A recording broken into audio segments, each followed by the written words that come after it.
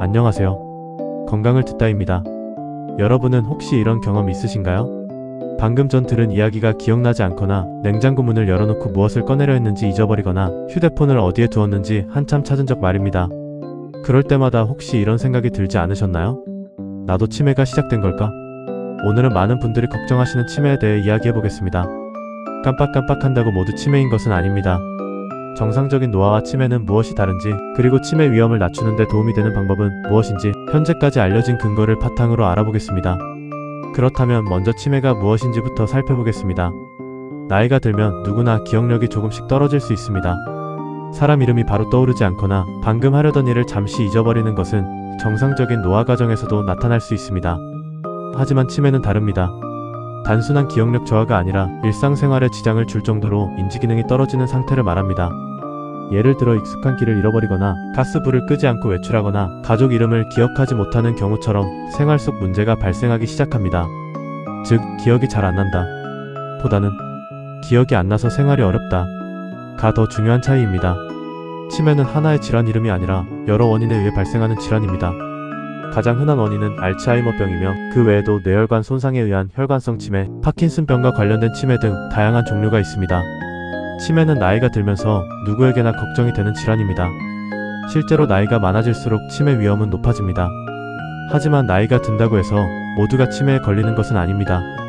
현재 의학으로 치매를 완전히 예방하는 방법은 없지만 치매 위험을 낮추고 건강한 뇌를 오래 유지하는 데 도움이 되는 생활 습관들은 분명히 알려져 있습니다.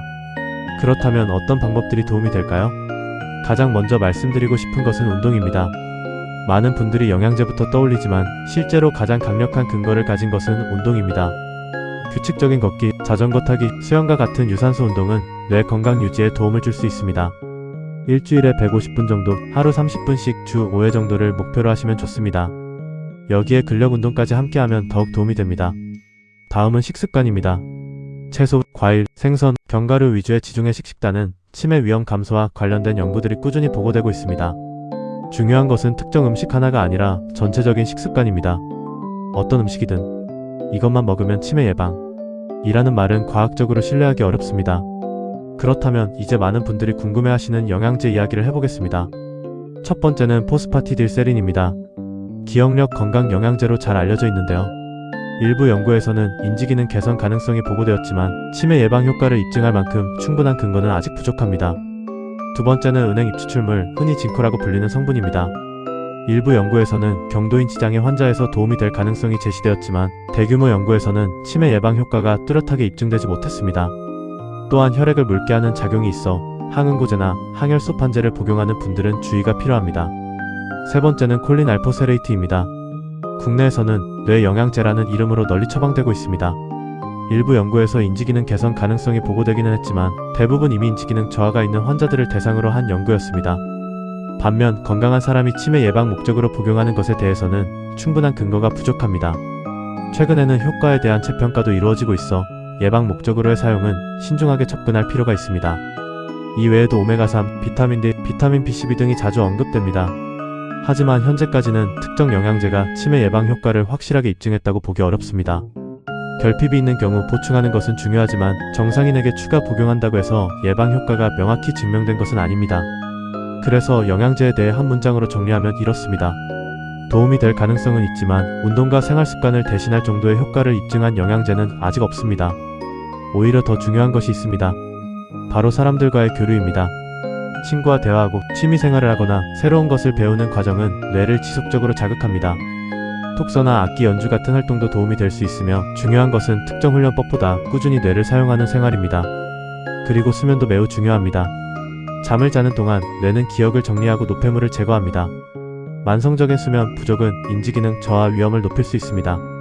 또 하나 놓치기 쉬운 것이 있습니다. 바로 고혈압, 당뇨병, 고지혈증 관리입니다. 혈관 건강은 뇌 건강과 매우 밀접한 관련이 있습니다.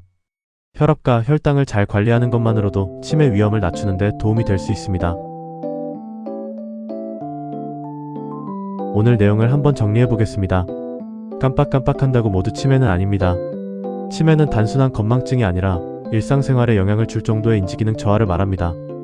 또한 현재까지 치매를 완전히 예방하는 방법은 없지만 규칙적인 운동, 건강한 식사, 충분한 수면, 사회적 활동, 그리고 고혈압과 당뇨 같은 만성질환 관리는 치매 위험을 낮추고 뇌 건강을 유지하는 데 도움이 될 수 있습니다.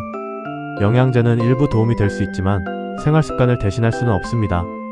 무엇보다 중요한 것은 치매를 지나치게 두려워하기보다 오늘부터 실천할 수 있는 작은 건강 습관을 하나씩 만들어가는 것입니다.